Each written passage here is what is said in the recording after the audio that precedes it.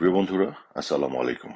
আপনারা কি একটি বিষয় খেয়াল করে দেখেছেন যে বঙ্গবন্ধু কন্যা শেখ হাসিনা যা কিছু তৈরি করে দিয়ে এসেছেন তার উপরেই চলছে দেশ, এবং যা কিছু উনি তৈরি করে দিয়েছেন সেগুলো ওনার যে প্রধানমন্ত্রী হিসেবে ভবিষ্যৎ দেখার সক্ষমতা এবং ওনার যে দূরদর্শিতা, ওনার যে দেশপ্রেম, ওনার যে অঙ্গীকার বাংলাদেশকে ভিন্ন স্তরে উঠিয়ে নিয়ে যাওয়ার, বাংলাদেশকে একটি স্বল্পোন্নত দেশ থেকে উন্নয়নশীল দেশে উন্নীত করা, তারই কিন্তু ফলাফল। এবং প্রতিটি বিষয় আপনারা খেয়াল করে দেখুন যে বাংলাদেশের মানুষ বঙ্গবন্ধু কন্যা শেখ হাসিনার করে দিয়ে যাওয়া এই উন্নয়নগুলোর উপকার ভোগী। অথচ দুঃখজনক হলো সত্য, যখনই উনি এই উন্নয়নগুলি করেছিলেন, উদ্যোগ নিয়েছিলেন এবং উন্নয়নগুলি প্রক্রিয়াধীন ছিল, বিভিন্নভাবে মিথ্যাচার করা হয়েছে।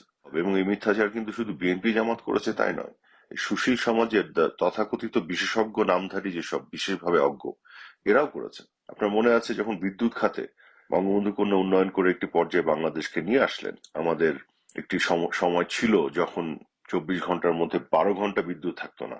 সেই জেনারেশন তো ভুলেই গেছে, বা নতুন জেনারেশনের কথা যদি বলি, তারা তো সেই জেনারেশনের সে অভিজ্ঞতা তারা পায়নি যে 12 ঘন্টা বিদ্যুৎ থাকতো না। সেইখান থেকে আমাদের 24 ঘন্টা একেবারে আনইন্টারাপ্টেড, নিরবিচ্ছিন্ন বিদ্যুৎ দেওয়ার ব্যবস্থা শেখ হাসিনা করেছিলেন।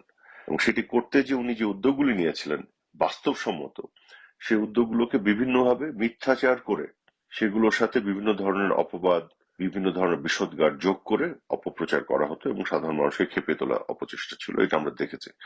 তখন তারা বলতো যে ক্যাপাসিটি চার্জ, এটার মাধ্যমে নাকি দুর্নীতি হচ্ছে। অথচ গোটা দুনিয়াতে এমন কোনো বিদ্যুৎ প্রকল্প নেই যেখানে ক্যাপাসিটি চার্জ নেই।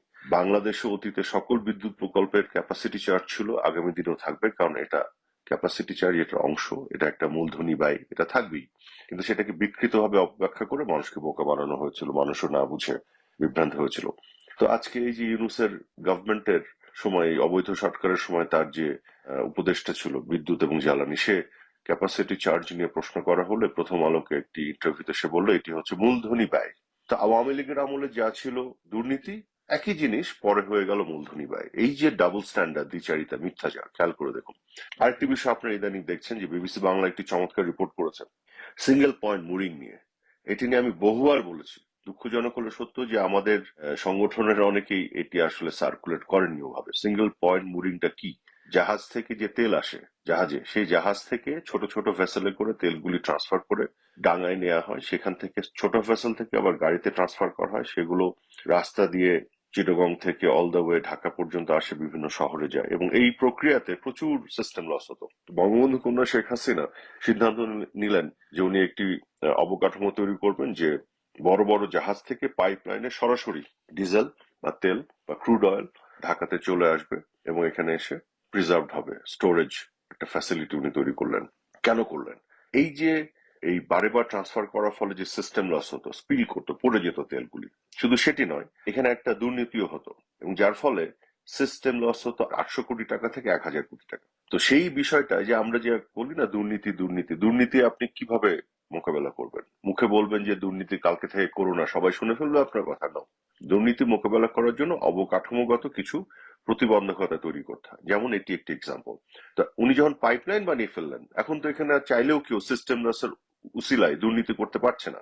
তো শেখ হাসিনা কিন্তু এখানে কি করেছিলেন, দুর্নীতিকে চ্যালেঞ্জ করেছিলেন, আটকে দেওয়ার একটা প্রচেষ্টা ছিল, সাথে সাথে এফিসিয়েন্সি বাড়ানো, এবং সেটার উপকার এখন ভোগ করছে কিন্তু শেখ হাসিনা যেটা বানিয়েছেন। অথচ আমার মনে আছে এই বিষয়টি নিয়ে কত তর্ক বিতর্ক, মিথ্যাচার।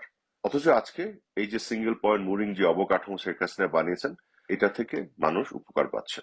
এই যে ভারত থেকে যে পাইপলাইনে ডিজেল আসলো, খেয়াল করে দেখুন, এটি নিয়ে কত অপপ্রচার। কিন্তু আজকে এটি, এই যে দিনাজপুরে যে আসছে, যখন উনি ভারতে গিয়েছিলেন, এই চুক্তি করলেন, দেশে ফিরে আসার পরে এগুলো নিয়ে এই যে জামাতিরা, রাজাকার শাবকরা কত মিথ্যাচার করেছে, দেশ বিক্রি করে দিল, এটা সেটা।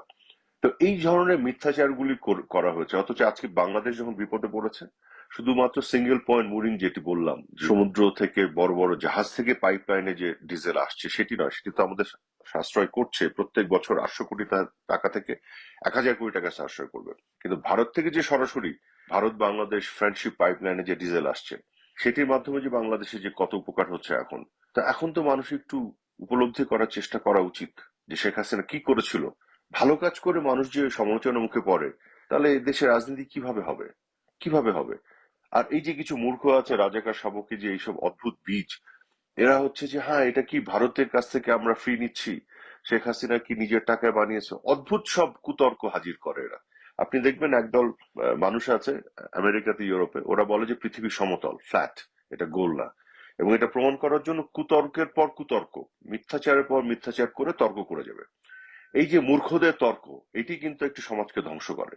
আমাদের দেশে এই যে কিছু মূর্খ আছে, আরে ভারত থেকে কেন, আপনি পৃথিবী যেখান থেকেই তেল আনেন, গ্যাস আনেন, ডিজেল আনেন, আপনাকে তো টাকা দিয়ে আনতে হবে, ফ্রি কে দিবে আপনাকে?